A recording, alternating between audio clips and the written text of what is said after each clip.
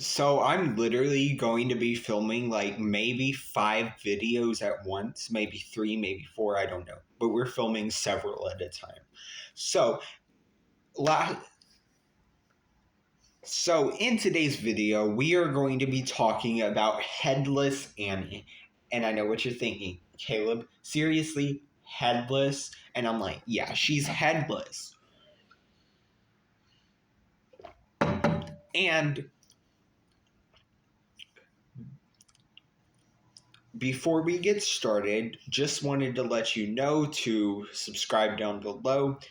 Check out my other videos on this channel, and let's go. They say the ghost of a girl with no head haunts Big Black Mountain in Harlan County, Kentucky local in Kentucky. The locals call her Headless Annie. Many years ago, Kentucky was coal mining country, and Harlan County was where most of the mining camps were set up. There was a huge demand for coal, and just about every able bodied man in the area was hired to work in the coal mines. However, at this time, being a miner was a very dangerous job, and the men started going on strike to force their bosses to increase their pay. The bosses responded by unaliving some of the miners on the picket lines, and Harlan County became known as Bloody Harlan. You can just tell this story is just going to go like from here. So, according to the legend, around this time there was a 12-year-old girl named Annie who lived on Big Black Mountain. Her father worked in the mines, and he became very outspoken about wanting the workers to form a union. He became a thorn in the side of the mining companies, and they wanted to make an example of him so that nobody else would dare to cross them. One night, the bosses sent a group of thugs out to Big Black Mountain. They dragged Annie and her father out of bed and led them into the forest. And I'm going to stop right here and give a quick trigger warning because this part does get a little bit graphic.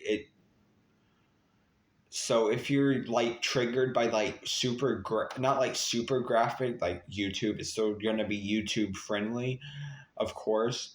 But if you're triggered by like violence and stuff, you might want to like click out of this video now, and that's completely fine. Hopefully I'll have another video for you that's more to your liking.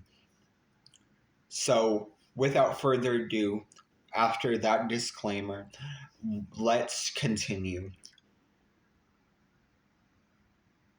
I'm going to give a minute to make sure. All right, everyone's out that wants to go.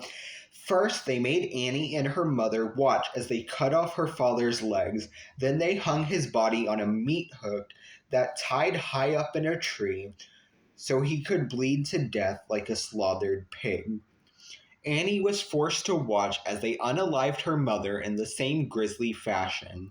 Then it was Annie's turn. The men chopped off her head and threw her body off a huge cliff that runs alongside of the road. She lay there undiscovered for days while wild animals feasted on her carcass. Her murderers were never brought to justice. If you're on Big Black Mountain after dark around the same time she died, they say you can see the ghost of Headless Annie wandering down the road. Some people claim to have seen her headless figure dressed in a nightgown and surrounded by an unearthly glow. They say that when you pass by, she jumps onto the hood of your car and causes the engine to stall. Then she checks to see if any of your windows are down. If she finds an open window, she will try to reach in and try to take your head.